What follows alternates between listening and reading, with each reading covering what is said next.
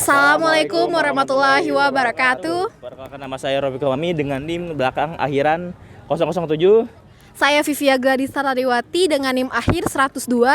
Saya Muhammad Guzur Robani dengan NIM akhir 044. Kami dari kelompok 7 ingin membuat video tentang Materi peran pemerintah dalam kerangka ekonomi Islam. Berikut adalah videonya. Halo teman-teman, jadi hari ini aku mau wawancarain salah satu penjual buku di Pasar Blok M. Hari ini ketemu menanyakan beberapa pertanyaan ya. Dengan Bapak siapa? Pak Fahmi. Oh iya, jangan Bapak ya. Kakak. Abang ya, Mas Fahmi. Oke, Mas Fahmi. Ya udah Mas Fahmi.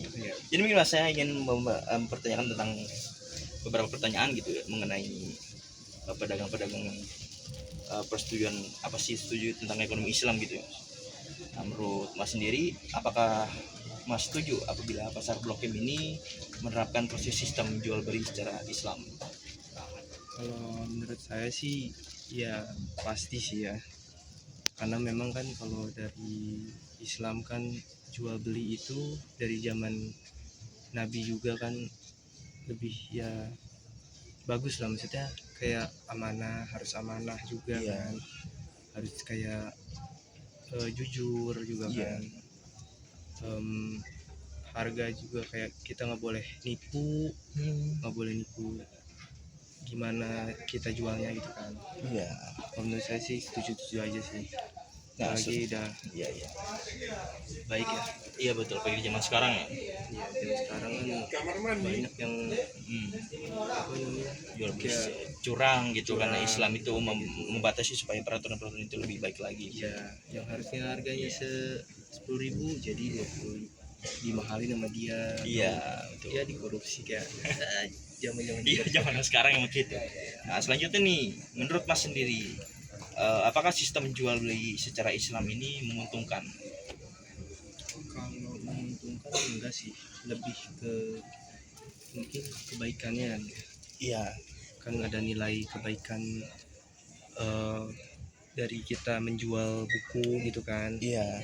Kayak pengalaman saya gitu kan. Iya. Jadi ada feedbacknya dari toko itu gitu, jadinya Paham. supaya tokonya juga kan dinilainya tuh bagus, nggak ada kayak bohong-bohong, kecurangan gitu-gitu. Oh iya. Apalagi ya balik lagi ke nomor 1 tadi tuh yang pertanyaan,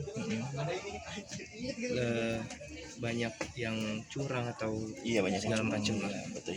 Menguntungkan ya, sangat menguntungkan supaya istilahnya lebih baik lagi dalam berjual belinya ya.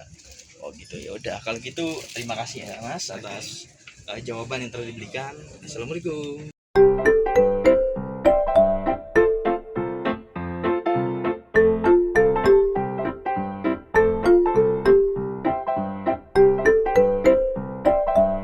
Halo teman-teman, perkenalkan nama aku Vivia Gladys Tariwati dari kelas 2A Ekonomi Pembangunan. Kali ini aku bersama Bapak Oke. Bapak siapa Pak? Pak Tomo saya. Pak Tomo. Tomo. Oh iya, Bapak Tomo. Iya. Bapak ini pedagang roti ya? Enggak, saya hanya bertugas untuk jaga aja. Oke. Jadi hanya jaga-jaga aja berarti. Iya. Betul. Kali ini aku bakal nanyain tentang menurut Bapak penting nggak sih pemerintah memastikan produk yang dijual itu halal? Oh, penting sekali. Ya, kenapa? Karena kita mayoritas negara Muslim. Iya. Jadi kalau di Islam itu kan memang sesuatu yang kita makan harus tuh halal. Iya Dan betul, bersih dan harus sehat, halal. ya, gitu. Karena setahu saya juga di beberapa negara Barat itu mereka juga untuk makanan, terutama kayak daging-daging itu sangat peduli. Iya. Kenapa sih kalau istilahnya halal itu kan kita sesuai ya dengan ketentuan dari agama, akidah semua ya. Betul, Ya. betul. Jadi apa sesuatu yang masuk ke tubuh kita itu nanti prosesnya juga lebih baik gitu. Baik, terima kasih Bapak untuk Oke, assalamualaikum warahmatullahi wabarakatuh. Perkenalkan, nama saya Muhammad Guzur Robani dengan NIM akhir 044. Oke, jadi kali ini saya akan membahas wawancara di kedai, namanya kedai kopi TKP. Nah, Yang akan saya wawancarai adalah baristanya, dan tema wawancaranya adalah berkaitan dengan UMKM yang berkaitan dengan ekonomi Islam. Oke, kita lanjut ke baristanya. Boleh Kak, silakan. Aku mau kopi teh apa ya? Kopi TKP-nya satu? Ya.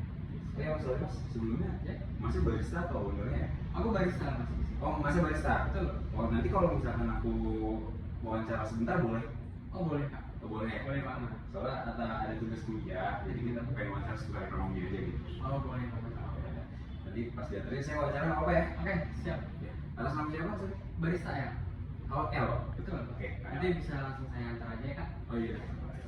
Saya sekarang lagi sama Mas siapa? Mas L. Oh, sama Mas L. Selaku barista. Kalau boleh tahu Mas L ini barista part-time atau full-time di sini? Aku part-time. Oh, part-time. Part-time sambil kuliah. Oh iya, kuliah di mana kalau boleh tahu? Aku kuliah di Universitas Indonesia. Oh, di Universitas Indonesia jurusan apa tuh? Jurusan ilmu. Oh, ilmu komunikasi ya. Oke, berarti Mas L ini pinter lah ya soal wawancara itu pasti bisa dijawab ya. Ya mungkin lah. Insya Allah. Nah, insya Allah ya. Oke. Berarti aku kasih tahu waktunya sebentar gak apa-apa ya? Boleh Bang. Jadi sebelumnya saya bakal nanya pertanyaan-pertanyaan yang berkaitan sama kedai ini. Ini namanya kedai apa sih? Kopi tempat kamu pulang. Kopi tempat kamu pulang di daerah. Di daerah Bugis. Oke. Jadi kopinya juga enak tuh. Kita coba deh. Kopinya enak. Jalan ke sini ya. Di Broyong. Samping Kubah Mas ya. Samping Kubah Mas. Oke. Oke, langsung ke pertanyaan aja gimana? Boleh Bang. Nah, pertanyaan pertama ini saya pengen nanya Mas. Menurut Masnya nih, usaha kecil yang kayak gini tuh perlu dibantu nggak sih sama pemerintah? Oke, kalau menurut saya usaha kecil seperti ini ada kalanya perlu dibantu.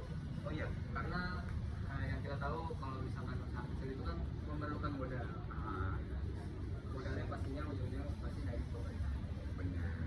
Jadi lebih ngeringanin gitu ya. Betul. Oke, menarik sih. Tapi kalau boleh tahu nih Mas, selama Mas kerja di sini, pengetahuan Mas kira-kira omset per bulan ini nyampe 100 juta atau enggak sih?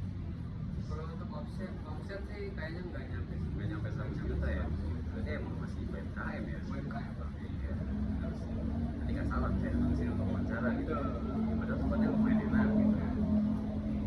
Nah, terus pertanyaan kedua nih Mas, pernah dapat bantuan atau dukungan dari pemerintah itu nggak sih selama kerja di sini? Kalau selama kerja di sini saya mungkin belum tahu ya Mas. Mendapatkan bantuan dari pemerintah, saya belum terlalu bisa menjelaskan lebih signifikan.